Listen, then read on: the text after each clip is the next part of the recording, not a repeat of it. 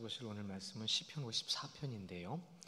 시편 54편은 구약성경 841면에 있고요.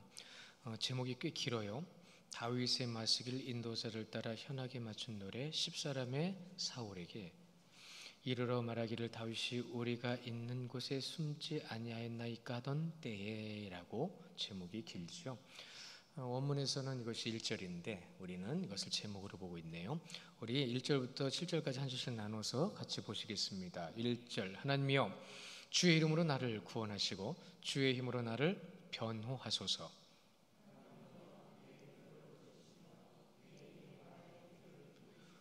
낯선 자들이 일어나 나를 치고 포악한 자들이 나의 생명을 수색하며 하나님을 자기 앞에 두지 아니하였음이니이다. 셀라.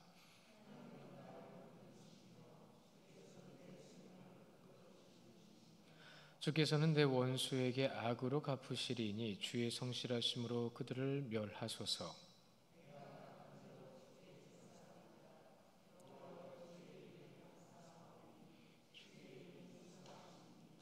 함께 봅니다.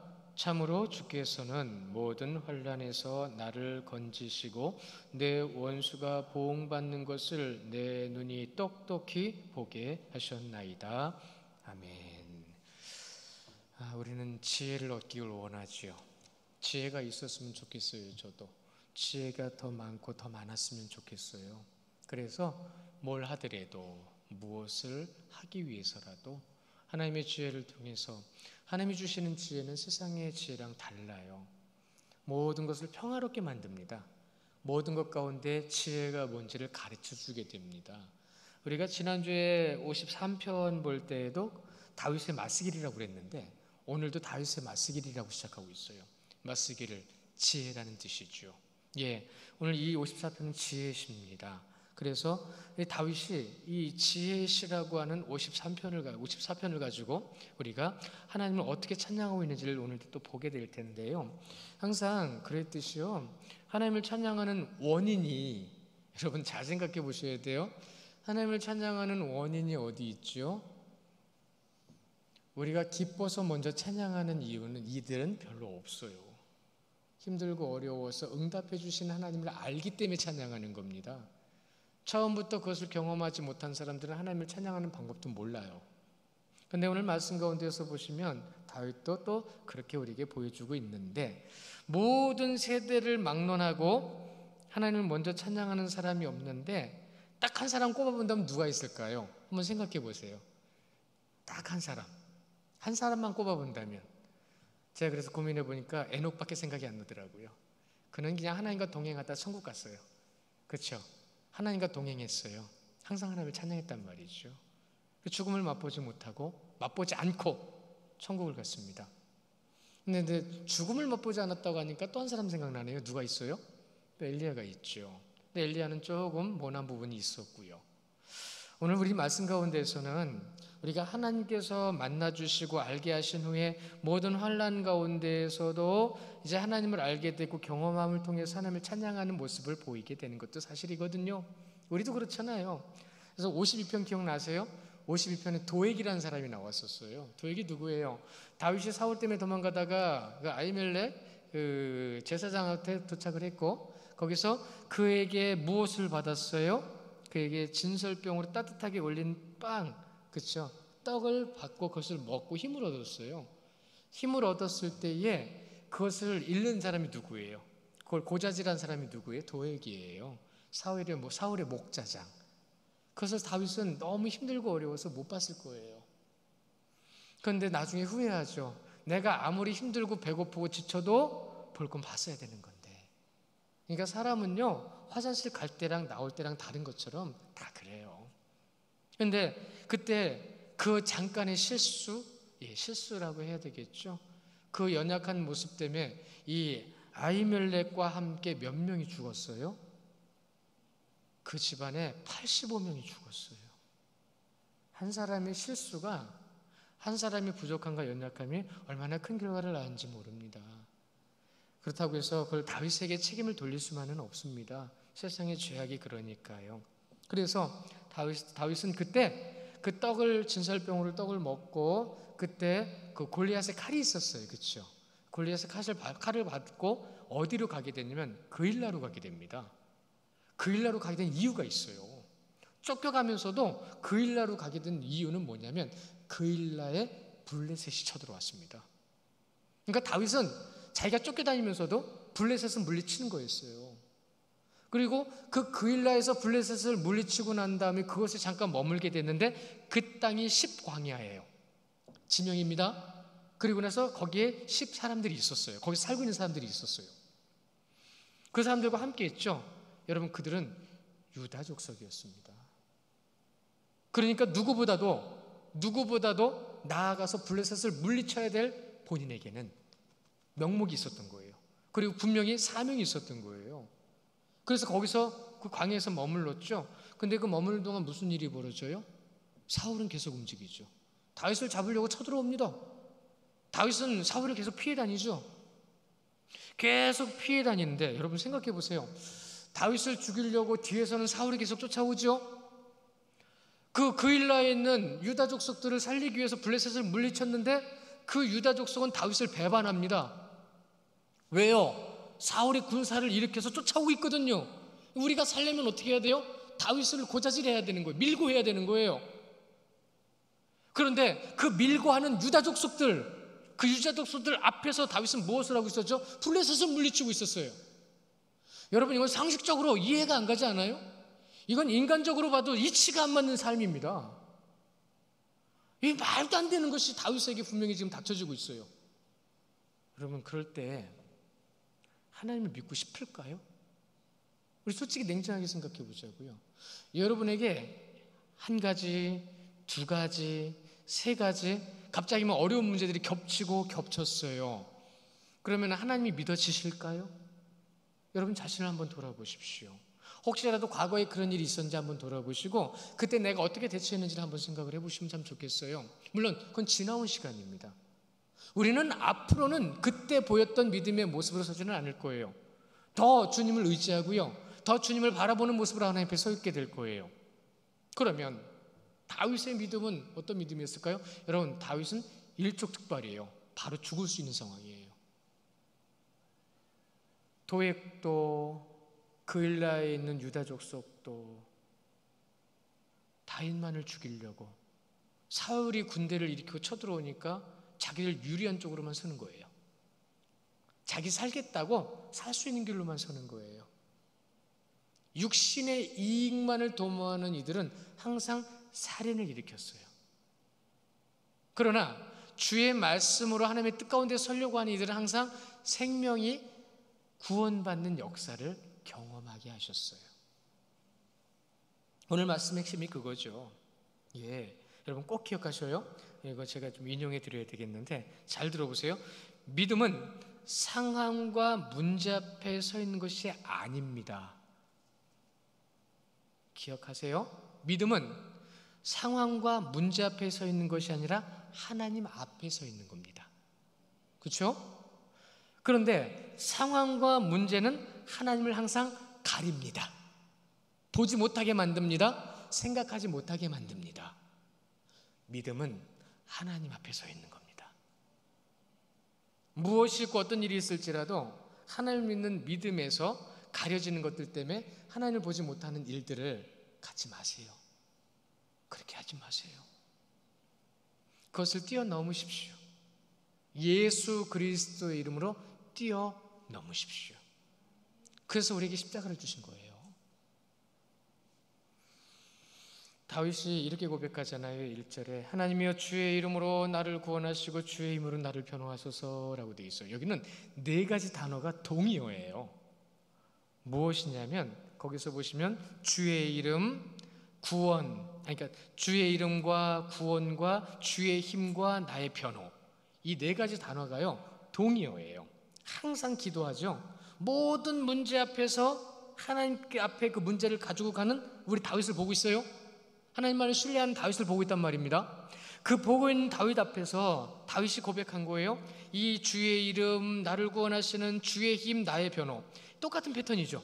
이름과 구원, 그리고 힘과 변호. 여기서는요, 이 변호라는 이름만 여러분 좀 집중을 하고 오늘 넘어갔으면 좋겠어요. 왜냐하면 이 변호라고 하는 원문의 뜻은 이 테디넨이라는 말인데, 이 테디넨이라는 말은 판단이라는 뜻이거든요. 무엇을 판단하는 거냐면 이런 겁니다. 내가 정말로 하나님을 신뢰합니다. 내가 정말로 하나님을 신뢰하고 있는데, 내가 이 신뢰하고 있는 신뢰함을 당신께서 판단하소서, 이거예요. 나에게 기준이 있는 게 아닙니다. 구원은 내가 받는 게 아니에요. 주님이 주시는 거죠. 그러니까 다윗은요, 한 차원 높죠? 우리가 고백하는 것보다 한 차원 높아요. 그래서 믿음을 하나님께서 판단하소서라고 하는 고백을 하고 있는 다윗을 우리는 지금 보고 있는 겁니다. 하나님이 판단하시는 거잖아요. 그래서 제가 가만히 곰곰이 생각해 보니까 이런 생각이 들어요. 심판대 앞에 앉아있는 생각하는 로댕을 기억하십니까? 심판대 앞에서 그 재판관을 바라보면서 내 죄의 모든 것이 다 드러났어요. 다 드러났기 때문에 이제 어떤 판결이 내려질 건가 기다리고 있는 겁니다. 죄가 없는 자들은 두려움이 없겠죠. 우리 신앙인 그리스도인으로서는 이렇게 말을 해야 되겠죠. 그리스도를 믿는 자는 두려움은 없겠죠. 그러나 믿는 척 했거나 제대로 믿지 않았던 이들은 두렵겠죠. 여기 또 양분되는 게 있어요. 왜? 두렵지 않은 자들에게 또 나타나는 현상 중에 하나가 무엇이냐면 부끄럽고 창피한 거죠. 감사하고 기쁜 거죠. 이렇게 두 부류로 나눠질 겁니다. 상급이라는 말에 접근이 되겠죠. 그렇습니다. 죄가 없으면 두려울 거 없어요. 하나님을 믿으면 두려울 것이 없어야 되는 거예요.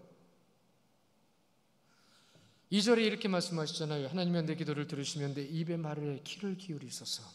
다 보고 계세요. 다 듣고 계세요. 다 알고 계세요. 다윗의 고백인 거예요. 하나님이여 내 기도를 들으시며 내 입의 말에 귀를 기울이소서. 다 알고 계시잖아요. 성도의 기도가 이래야 되는 거예요. 입으로는 기도하지만 뭘 기도하는지도 모르고, 기도는 했는데 지키지도 않고, 기도해놓고 기억도 안 하고. 이 기도가요, 여러분, 어떤 기도라고 성경은 말씀하시냐면 응답받지 못한 기도라고 말씀하세요. 응답받지 못한 기도는 무슨 기도라고 말씀하셨죠? 정욕으로 구한 기도. 그렇죠? 내가 기도한 것을 가지고 하나님께서 응답해 주실 거다라는 믿음을 가지고 있다고 한다면 내가 뭘 기도했는지는 알아야 될 거 아니에요. 기억하고 있어야 되는 거잖아요. 근데 그 기도가 어떻게 응답받아야 되는지도 우리가 구하잖아요. 하나님, 당신의 뜻대로 이루어 주옵소서. 그러면 하나님께서 당신의 뜻을 이루는 과정은 분명히 나타날 텐데 그것이 분명히 굴곡이 있고 또한 그곳에 돌짝밭도 있을 것이에요. 방해가 있다는 얘기예요. 그럼 그것을 어떻게 해야 되는 거죠? 뛰어넘어야죠.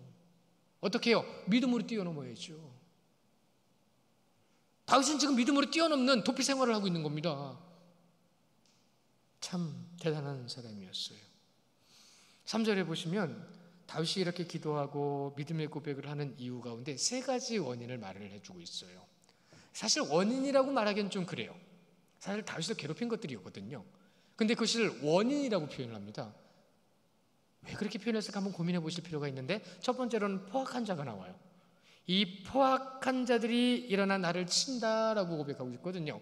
이 포악이라는 말 자체가 무슨 말이냐면 하나님의 언약 밖에 있는 자들이라는 뜻입니다. 하나님의 언약 밖에 있으니까 사랑이 없죠. 하나님의 말씀 밖에 있으니까 악하죠. 그것을 포악이라는 말로 번역을 한 거예요. 그들이 나를 친다는 거죠. 누구예요? 여러분, 여기서 이 포악한 자들이라는 것은, 이거 제가 섞어서 말씀을 드렸네. 낯선 자들부터 말씀을 먼저 드려야 되는데, 이 낯선 자들이라는 말이 먼저 말씀드려야 되는데 그렇게 나왔네요. 낯선 자들이라는 말은 언약 밖에 있는 자들이라는 뜻이에요. 낯선 자. 너 그런 모습이 있었네. 마음이 급했어요. 여러분, 가까운 사람이랑 만났는데 어느 날 그 사람이 악한 행동을 했어요. 이거 봐라. 그래 보신 적 있죠? 이 뜻이에요. 낯설다. 언약 밖에 있다. 누가 그랬어요?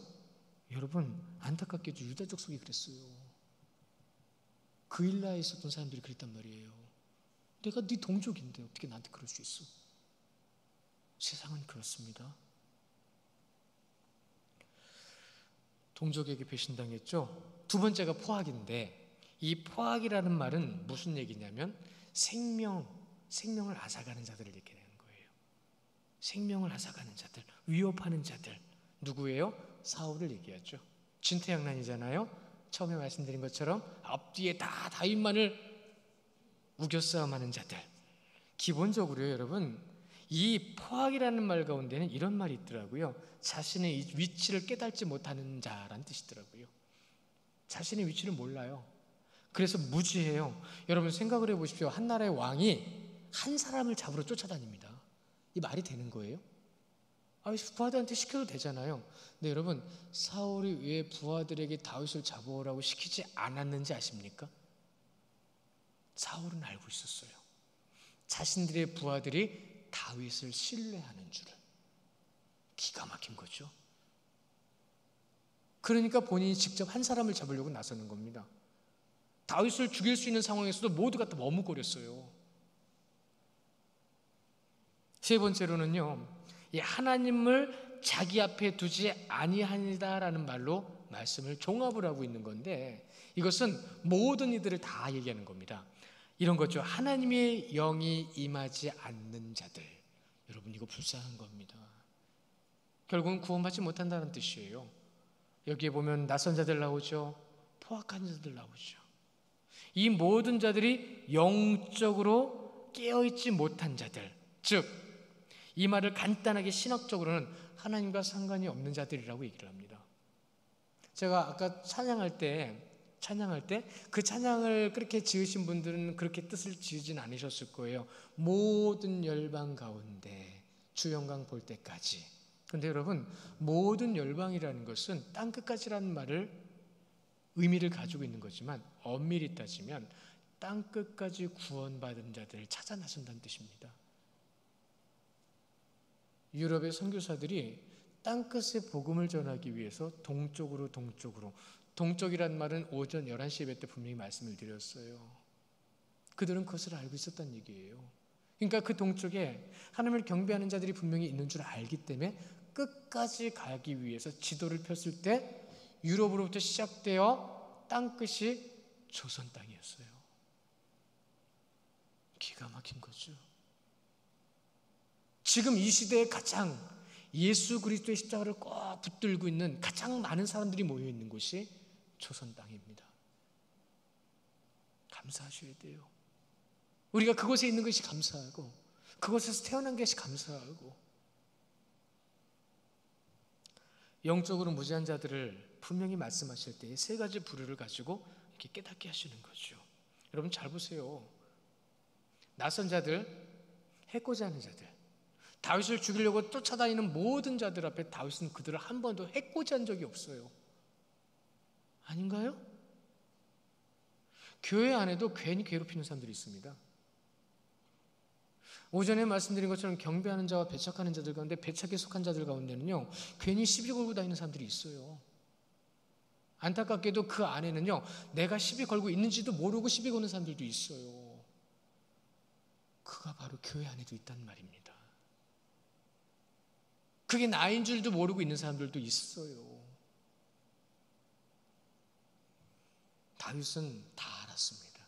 그 오죽하면 나중에 다윗이요, 노년에 죽기 전에 내 주위에 왜 아무도 내 뜻을 따르는 자가 없느냐라는 고백을 합니다. 왜 내가 전한 복음을 듣지 않는 이 모든 자들을 주님 어떻게 합니까? 라는 고백을 그는 했습니다. 기가 막힌 거죠. 4절에 보세요. 하나님은 나를 돕는 이시며 주께서는 내 생명을 붙들어 주시는 이신이다. 그 시대에 내 생명을 붙들어 주시는 이신이다 라고 고백한 건 다윗 한 명밖에 없었습니다. 이 시대에 여러분의 생명을 붙드시는 분은 주님이십니다. 그 믿음으로 감사하십시오. 그 믿음으로 기뻐하십시오. 삶의 감사가 넘치고 삶의 기쁨이 넘칠 것입니다. 다윗의 도피 생활을 보면, 여러분 아까 시작할 때 제가 그런 말씀 드렸죠. 단단한 사람 하나 나온다고. 너무 도피 생활이 힘들었지만 그 도피 생활이 힘들었던 모든 시간의 후에는 단단해진 자신의 모습을 발견하게 됩니다. 결국은 하나님께서 그 모든 훈련의 시간이었다는 것과 그가 하나님의 뜻을 이루기 위해서 선하게 싸움 가운데 시험받은 사람이었다는 것을 그는 알았다는 거예요. 그러니까 여러분에게 처해지는 모든 상황을 여러분 싫어하고 푸념하고 그러지만 마세요. 그것이 하나님 앞에 있다는 것을 분명히 알게 되면 여러분은 지금 단단해지고 있는 겁니다. 작은 문제를 해결하면 큰 문제도 해결할 수 있죠. 큰 문제도 해결한 사람은 거시적으로 더 넓은 세상을 보게 됩니다. 왜 작은 것 앞에 나 혼자 내가 겪어야 될 내 문제만 가지고도 전전긍긍하고 있는 이 연약한 모습을 가지고 있는 것이 아니라 하나님께서 창조하신 이 땅을 다스리라고 말씀하신 이 땅에 있는 모든 것을 바라볼 수 있는 시야를 여러분은 가지셔야 되는 거예요. 오직 하나님만을 의지한 다윗, 그는 살아계신 하나님을 이렇게 경험하고 있었던 겁니다. 그렇게 경험한 그 삶 자체가 그에게는 엄청난 성장의 과정이었던 거죠. 그래서 전후로도 없는 하나님이 인정하시는 왕이 됐습니다. 여러분, 솔로몬보다 다윗이 더 대단한 왕입니다. 솔로몬은 결국은 그 부귀영화가 그를 넘어뜨렸어요. 세상은 그리스도인을요, 교회를 계속해서 핍박하고 고난을 주려고 할 겁니다. 왜요? 악은 선 앞에서 힘들어하거든요. 가만히 있으면 안 되거든요. 다 드러나니까. 그러면 우리는 하나님의 뜻을 이루기 위해서 어떻게 해야 되죠? 그분을 끝까지 신뢰하고 그분이 지금 이루고 계신 그 뜻을 이룰 수 있도록 그 놀라운 역사 가운데에 우리는 그 생명, 놀라우신 주님의 뜻을 붙잡고 끝까지 그곳에 있어야 되는 거예요. 제가 전에 그런 말씀 드렸잖아요. 제가 좋아하는 목사님인데 그 목사님이 제가 이제 목사 한 수 받고 얼마 안 있다가 만나서 얘기를 이렇게 하셨어요. 잘 버텨야 돼. 버텨요. 열심히 하면 되지. 속으로는 그랬죠. 젊은 혈기로 그랬죠. 예, 여러분, 이 시대에 주의 뜻과 말씀을 붙들고 그 자리에 서 있는 것을 다른 말로 표현하면 버티는 거라고 할 수 있어요. 언제까지요? 당신의 뜻이 나타날 때까지.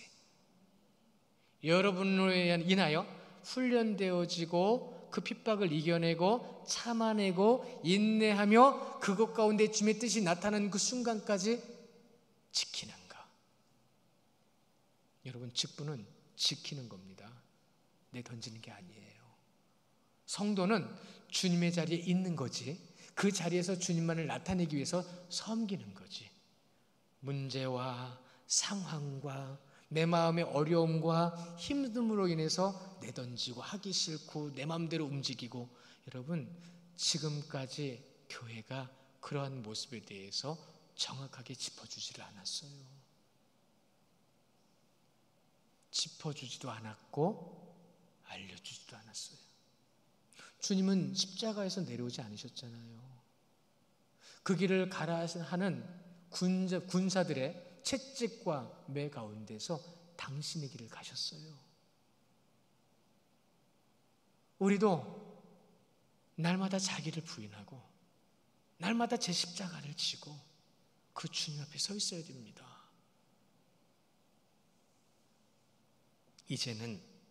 여러분, 이제는 생명과 죽음의 기로에 서 있는 모습들을 다윗은 고백하기 시작합니다. 5절에 주께서는 내 원수에게 악으로 갚으시리니 주의 성실하심으로 나를 멸하소서. 그들을 멸하소서. 참, 여러분, 사실 나를 멸하는 것도 맞아요. 내 안에 악함을 부셔야 되기 때문에. 여기에서 원수에 대한 개념을 우리가 분명히 알아야 되는데, 자, 질문을 드릴게요. 사람을 미워하는 거예요? 죄를 미워하는 거예요? 이 대답하신 분들 다 대답하셨을 거예요. 잊지 마셔야 돼요. 사람을 미워하는 게 아닙니다. 죄를 미워하는 겁니다. 하나님께서는 사람을 징계하시는 게 아니에요. 죄를 징계하시는 거예요. 그런데 그 사단의 종로로 타는 자들은 그 징계에 같이 멸망을 당하는 거예요. 사단의 종로로 타는 자.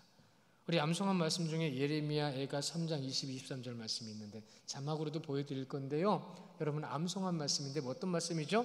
시작. 여호와의 인자와 긍휼이 무궁하심으로 우리가 진멸되지 아니함이니이다. 그 주의 성실하심이 날마다 새로우며 아침마다 새로우며 주의 성실하심이 크시도소이다. 그렇죠. 그렇습니다. 이것들이 아침마다 새로우며 주의 성실하심이 크시도소이다. 주님은 성실하신 분이세요. 여러분은 성실하지 않잖아요. 저도 성실하지 않아요. 제 마음은 항상 줄긋듯해요. 그러나 주님은 그런 거 없으세요. 주의 인자와 긍휼이 무궁하심으로 우리가 진멸되지 아니함이니이다. 이것들이 아침마다 새로우며 주의 성실하심이 크시도소이다. 잊지 마십시오. 아침에서 해가 뜰 때에 고백하십시오. 아침마다 해가 뜰 때마다 이 말씀 암송하십시오. 저녁에 달이 뜰 때마다 이 말씀 암송하십시오. 이 말씀 다음에 말씀이 어떤 말씀이었어요? 민수기 23장 19절 말씀이죠. 하나님은 사람이 아니시니 거짓말을 아니하시고 인자가 아니시니 후회가 없으시도다. 어찌 그가 말씀하신 바를 행하지 아니하시며 그가 하신 말씀을 실행하지 아니하시랴. 주의 성실하심을. 하나님의 말씀이 여러분 최종 심판 때까지 지켜지는 거예요. 잊지 마세요. 그 최종 심판 때까지 하나님의 성실하심은 변함이 없습니다. 변함이 없어요. 그런데 여러분 잊지 마세요. 또 하나의 성실하심이 있습니다. 그게 뭐냐면 사단을 향한 성실하심도 절대로 성실함으로 끝까지 이어집니다. 잊지 마십시오. 시편 1편 4절 5절의 말씀 보실 건데요. 이 악한 자들은 절대로 말씀 보겠습니다. 시작. 악인들은 그렇지 아니하며 오직 바람이 나는 겨와 같도다. 그러므로 악인들은 심판을 견디지 못하며 죄인들이 의인들의 모임에 들지 못하리로다. 원문의 말로 정확하게 말씀드리면 절대로 의인들의 모임에 들어오지 못할지어다. 이 말씀이에요. 잊지 마십시오. 그러니까 그들이 번성하고 잘 된다 하더라도 부러워하지 마십시오. 90평생, 80평생 잠깐일 뿐이에요. 그런 말 자주 들으시잖아요. 여러분 천국에 갔던 사람 다시 돌아오지 않습니다. 그런데요 지옥에 갔던 사람들도 다시 돌아올 수가 없습니다. 끝이에요. 지금처럼 여러분들이 선택의 기회를 가지고 있는 이 시점이 여러분에게는 복이에요. 무엇을 선택하시겠습니까? 사랑하는 성도 여러분, 다윗의 선언을 보십시오. 어떻게 선언하죠? 7절입니다. 우리 한 목소리로 7절 시작. 참으로 주께서는 모든 환난에서 나를 건지시고 내 원수가 보응되는 것을 내 눈이 똑똑히 보게 하셨나이다. 아멘. 그리고 낙헌제라고 말하죠. 낙헌제라고 말합니다. 낙헌제라는 말을 다윗은 한 적이 있어요. 6절에서 말씀하셨어요. 왜? 이 낙헌제 7절인데요 7절부터 우리가 함께 6절 7절 우리 함께 본 건데요 6절은 안 읽었네요. 6절에 낙헌제라고 하는 이 제사가 뭐냐면 감사제, 서원제, 자원하는 심령을 얘기합니다. 그러니까 다윗이 지금 낙헌제를 올려드리는 이유가 뭐예요? 확신입니다. 확증입니다. 내 삶을 예배로 하나님께 드리고 있다는 말입니다. 그 삶을 드림을 통하여 그가 고백한 것이 7절이에요. 잊지 마세요. 보게 될 겁니다. 그리고요 여러분 그렇다고 실망하지 마세요. 여러분의 삶 가운데서도 하나님께서 그 증거를 분명히 보여주실 거예요. 나타내실 거예요. 그 나타내시는 것 가운데 절대로 교만해지지 마세요. 절대로 오만해지지 마세요. 오전에도 말씀드린 것처럼 하나님의 그 신비한 것들, 은혜가 우리에게 나타남을 통해서 내 자랑거리를 만들지 마세요. 하나님보다 높아짐을 통해서 그것을 자랑하는 자가 되지 마세요. 오직 하나님만을 자랑하고 하나님만을 나타내는 자들이 되라라는 것으로 오늘 다윗의 찬양은 우리에게 전해지고 있는 겁니다. 끝으로 하나님께서 최종 심판날까지 함께 하시는 줄 믿으실 때에, 그래서 계속 우리에게 지금 말씀을 들려주시고 있다는 것을 잊지 마시고, 그 성실하심이 언제까지요? 여러분이 천국 갈 때까지 항상 전해지는 그 자리에서 깨어 계십시오. 그 깨어있는 그들의 모습, 우리의 모습을 통하여 하나님과 동행하는 삶을 증명해내시는 우리 귀한 성도님들 되시기를 주님의 이름으로 축원합니다. 우리 이 시간 함께 찬양할까요?